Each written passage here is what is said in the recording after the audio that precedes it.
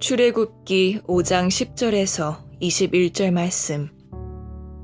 백성의 감독들과 기록원들이 나가서 백성에게 말하여 이르되, 바로가 이렇게 말하기를, 내가 너희에게 짚을 주지 아니하리니 너희는 짚을 찾을 곳으로 가서 주으라. 그러나 너희 일은 조금도 감하지 아니하리라 하셨느니라. 백성이 애굽 온 땅에 흩어져 곡초 그루터기를 거두어다가 짚을 대신하니, 감독들이 그들을 독촉하여 이르되, 너희는 짚이 있을 때와 같이 그날의 일을 그날에 마치라 하며, 바로의 감독들이 자기들이 세운 바 이스라엘 자손의 기록원들을 때리며 이르되, 너희가 어찌하여 어제와 오늘에 만든 벽돌의 수요를 전과 같이 채우지 아니하였느냐 하니라. 이스라엘 자손의 기록원들이 가서 바로에게 호소하여 이르되, 왕은 어찌하여 당신의 종들에게 이같이 하시나이까? 당신의 종들에게 짚을 주지 아니하고 그들이 우리에게 벽돌을 만들라 하나이다. 당신의 종들이 매를 맞사오니 이는 당신의 백성의 죄니이다. 바로가 이르되, 너희가 게으르다 게으르다 그러므로 너희가 이르기를, 우리가 가서 여호와께 제사를 드리자 하는도다. 이제 가서 일하라. 짚은 너희에게 주지 않을지라도 벽돌은 너희가 수량대로 바칠지니라. 기록하는 일을 맡은 이스라엘 자손들이 너희가 매일 만드는 벽돌을 조금도 감하지 못하리라 함을 듣고 화가 몸에 미친 줄 알고, 그들이 바로를 떠나 나올 때에 모세와 아론이 길에 서 있는 것을 보고 그들에게 이르되, 너희가 우리를 바로의 눈과 그의 신하의 눈에 미운 것이 되게 하고 그들의 손에 칼을 주어 우리를 죽이게 하는도다. 여호와는 너희를 살피시고 판단하시기를 원하노라. 샬롬. 오늘도 하나님의 말씀으로 하루를 시작하신 여러분들에게 하나님의 은혜와 평강이 충만하게 넘치시기를 간절히 축복합니다. 2025년 5월 28일 수요일 출애굽기 5장 10절에서 21절 말씀을 가지고 고난이 와도 순종은 멈추지 않습니다 라는 제목으로 함께 말씀 나누도록 하겠습니다. 신앙생활 하다 보면 순종하면 모든 일이 잘 풀릴 것이라고 기대할 때가 많이 있죠. 하나님의 말씀을 따랐으니 이제는 막힌 문, 막힌 담이 헐어지고 축복, 세상이 말하는 어떤 물질적 복, 그죠? 그런 것들이 있을 것이다. 그런데 놀랍게도 순종 이후에 도리어 더 큰 고난이 시작되는 것을 우리가 또 많이 보게 되죠. 전능자의 그늘이라는 책으로, 또 영화는 창끝이라는 영화로 우리에게 잘 알려진 이 짐 엘리엇이라는 선교사에 관한 이야기입니다. 제가 일전에 설교 시간에도 한번 언급한 적이 있죠. 1927년 미국에서 태어난 그는 1955년에 에콰도르의 원주민 아우카족에게 복음을 전하기 위해서 헌신했죠. 이 짐 엘리엇과 그의 동료들은 수개월 동안 선교 계획을 세우고 아우카 부족의 문화와 언어를 익히면서 조심스럽게 그들에게 다가갔습니다. 하지만 첫 만남 이후 얼마 지나지 않아서 모두 다 아우카족 사람들의 창에 찔려서 다 순교했죠. 20대의 꽃다운 나이에 복음을 제대로 전하지도 못한 채 이들이 안타까운 죽음을 맞이했죠. 세상의 눈으로 보면 이들은 실패한 사람들입니다. 그렇죠? 그런데 그들의 순종이 결코 헛되지 않았죠. 이 비극의 사건을 겪고서 몇 년 후에 짐 엘리엇의 아내가 다시 그 부족에게 들어갑니다. 그녀는 포기하지 않고 계속해서 그 부족에게 복음을 전했고, 결국 아우카족 사람들 중 많은 사람이 예수님을 자신의 삶의 구주로 영접하게 되었고, 또 이제 실제 영화 이제 그런 데서 보면 짐 엘리엇을 죽였던 사람이 목사가 되는, 그렇죠? 그러면서 짐 엘리엇이 생전에 쓴 일기장에 뭐라고 썼다고 그랬죠? 영원한 것을 얻기 위해서 영원하지 않은 것을 버리는 사람은 결코 어리석지 않다. 참 귀한 말씀인 것 같아요. 오늘 이 본문에 출애굽기 5장에서도 우리는 비슷한 상황을 만나죠. 모세와 아론이 하나님의 부르심에 순종했습니다. 근데 돌아온 것은 축복이 아니었죠. 도리어 더 큰 고난과 백성들의 원망이 찾아왔다라는 것입니다. 오늘 우리는 이 말씀을 통해서 순종이 고난을 불러와도 믿음의 방향을 잃어버려서는 안 된다라는 그런 하나님의 음성을 들으시기를 간절히 축복합니다. 오늘 본 말씀 통해서 우리가 첫 번째로 기억해야 될 것은 세상이 흔들어도 하나님의 부르심은 변하지 않는다라는 것입니다. 모세와 아론이 하나님의 말씀을 따라서 바로 앞에 나갔는데 이들은 바로에게 가서 내 백성을 보내라라고 하는 하나님의 말씀을 전했습니다. 그런데 바로는 이를 비웃듯 이스라엘 백성들에게 고난을 배가시킵니다. 10절과 13절 말씀. 백성의 감독들과 기록원들이 나가서 백성에게 말하여 이르되 바로가 이렇게 말하기를 내가 너희에게 짚을 주지 아니하리. 감독들이 그를 독촉하여 이르되 너희는 짚이 있을 때와 같이 그날의 일을 그날에 마치라 하며 벽돌을 구울 때 이 짚이 필요한 거예요. 그죠? 그런데 그걸 스스로 뭐 그냥 공급해 주는 게 아니라 스스로 죽게 하고 구워야 할 벽돌 수도 줄이지 말아라. 단순한 업무 증가가 아니라 불가능한 일을 요구한 겁니다.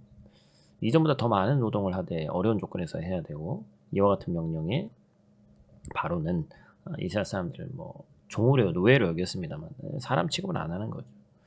오늘날에도 이와 비슷한 상황이 있단 말이에요. 기도하면서 주를 위해 결단했는데 상황이 점점 어려워지고 경제적인 여건이 또 어려워지고 하나님의 말씀을 따라 헌신했는데 관계가 더욱 꼬이고 재정적인 압박이 더욱 심해지는 것이 있습니다. 마치 믿음의 발걸음을 내딛었더니 고난이 시작됐다라는 느낌을 받는 것이죠. 오늘날 세상은 하나님의 사람을 이렇게 시험합니다. 내가 순종했으니 더 힘든 상황을 맞이하게 될 것이다. 내가 믿음을 지켰으니 더 고통이 가중될 것이다. 그러나 성경은 분명히 얘기합니다. 현실이 아무리 무너져도 하나님의 부르심 자체는 절대로 변하지 않는다는 거예요. 세상이 아무리 우리를 흔들어도 하나님의 뜻이 결코 꺾이지 않는다는 것입니다. 모세를 부르신 분은 하나님이시고 백성의 고난이 깊어진다고 해서 하나님의 부르심이 무효가 되는 것이 아니에요. 세상의 거절이 하나님의 계획을 중단시킬 수 없다는 것입니다. 사랑하는 성도 여러분, 지금 우리의 삶이 어떻습니까? 흔들리고 있습니까? 순종했음에도 불구하고 어려워졌죠? 하나님의 뜻대로 살려고 몸부림치고 있는데 고난이 가중되는 지체들도 있을 수 있습니다. 그렇다면 하나님의 부르심을 더욱 붙잡기를 축복하고 세상이 아무리 우리 삶을 흔들어도 하나님의 뜻과 부르심은 결코 흔들리지 않는다는 사실을 믿기를 간절히 축복합니다. 본 말씀 통해서 우리가 두 번째로 기억할 것은 절망이 몰려와도 믿음의 방향을 잃지 않아야 한다는 것입니다. 15절부터 18절 말씀인데 15절 먼저 읽으면 이스라엘 자손의 기록원들이 가서 바로에게 호소하여 이르되 왕은 어찌하여 당신의 종들에게 이같이 하시나이까. 지금 백성들 사이에서 관리자 역할을 하던 사람이 억울함을 가지고 바로에게 나갔습니다. 근데 바로의 대답이 뭐였어요? 니들이 게을러서 그렇다. 여기서 중요한 사실 한 가지가 있죠. 우리가 겪는 고난이 깊어지고 격심해지면 믿음의 방향이 흐려지는 것입니다. 지금 이들은 하나님께 나아가서 기도하지 않고 사람적인 어떤 근원적인 문제를 찾아서 해결하려고 하면서 세상 권력자에게 나아가서 도움을 청하고 있습니다. 뭐 지극히 인간적인 방법이죠. 당연한 수도 있습니다. 그런데 바로는 어때요? 그들의 문제를 해결해 주지 않죠. 오히려 모든 책임을 이스라엘 사람들에게 돌립니다. 여러분, 세상의 시스템은 공의롭지 않습니다. 세상은 결코 우리를 돕지 않고 우리에게 참된 구원을 줄 수 없어요. 오늘날도 마찬가지죠. 우리는 종종 하나님 안에서 하나님 아닌 다른 곳에서 인생의 위로와 도움을 찾으려고 할 때가 있습니다. 사람에게 기대고 재물과 시스템에 기대입니다. 그러나 그러한 기대는 오래가지 못하죠. 오히려 더 깊은 실망과 냉소를 경험하게 됩니다. 사랑하는 성도 여러분, 내 인생에 고난과 절망이 몰려올 때 우리는 표대이신 예수 그리스도를 바라봐야 됩니다. 우리 주님을 바라보면서 믿음의 방향을 바로 잡아야 되는 거예요. 저와 여러분이 고난과 어려움이 찾아올 때 사람 바라보지 말고 하나님의 얼굴을 구하기를 간절히 축복합니다. 우리의 도움은 오직 하나님께로부터 온다는 사실을 꼭 기억하고 절망과 고난의 시간에 믿음의 주여 우리를 온전케 하시는 예수 그리스도를 바라보며 승리하시기를 축복합니다. 마지막 세 번째로 기억해야 될 것은 오해와 비난이 있어도 순종을 포기하지 않아야 한다라는 것입니다. 결국 이스라엘 백성은 모세와 아론에게 해결책을 찾아내는 것이 아니라 이제 원망을 막 쏟아놓죠. 20절, 21절 말씀.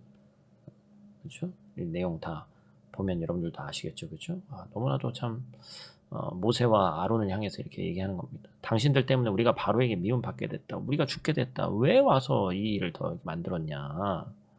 여러분, 모세와 아론이 뭘 잘못했어요? 하나님 말씀에 순종하는 것밖에 없었습니다. 어렵게 순종의 발걸음을 내딛었는데 그 결과는 백성들의 오해와 비난이었죠. 여러분 이처럼 사명을 감당하는 순종의 길은 때때로 외로울 수밖에 없습니다. 하나님 편에 서 있는 삶은 때로는 가장 가까운 사람들에게 오해를 받고 상처를 받는 아픔이 있죠. 박수와 칭찬보다는 원망과 오해가 있을 수 있습니다. 그때 우리는 포기하고 싶어집니다. 내가 도대체 뭘 잘못했나?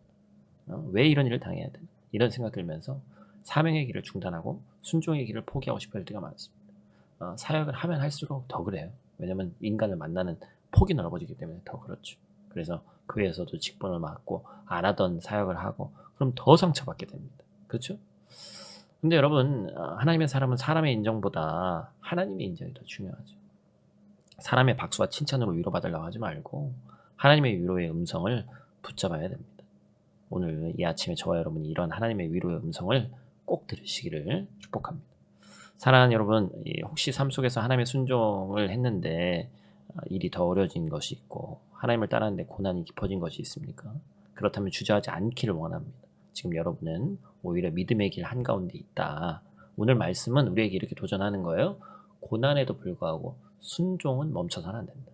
여러분 흔들려도 부르심을 붙잡고 고난에도 하나님을 바라보고 오해를 받아도 하나님의 길을 계속해서 걸어가는 것, 그것이 진짜 순종인 줄로 믿습니다. 고난이 깊어질수록 하나님의 능력은 더 크게 역사하십니다. 저와 여러분이 오늘도 사람이 아닌 하나님을 바라보면서 흔들림 속에서도 부르심을 따라 승리하는 삶 사시기를 간절히 축복합니다. 우리 다 같이 있는 곳에서 함께 기도하고 마치도록 하겠습니다. 사랑과 진리의 아버지 하나님, 오늘 아침 고난 속에서도 주님의 부르심을 붙잡고자 이 자리에 나왔습니다. 모세처럼 순종했지만 오히려 길이 막히고 더 큰 고통이 다가올 때 우리는 쉽게 낙심하고 방향을 잃습니다. 그런데 주님, 오늘 말씀을 통해 기억하게 하시니 감사를 드립니다. 세상이 우리를 흔들어도 주님의 뜻은 변하지 않고 사람의 원망이 있어도 주님의 부르심은 여전히 유효하다는 것을 믿고 나아갈 수 있도록 하나님 도와주시옵소서. 우리가 낙심치 않을 수 있도록 도와주시고 사람의 말보다 주님의 음성, 말씀을 기준으로 살아갈 수 있도록 하나님 도와주시고 사랑하는 우리 성도들 가운데 믿음의 길을 걷다가 지치고 억울함과 외로움 속에 있는 자녀들이 있다면 오늘 이 아침 말씀으로 다시 한번 붙잡아 주시옵소서. 오늘 하루도 눈동자같이 지키실 줄 믿사오며 예수님 귀하신 이름으로 기도드립니다. 아멘.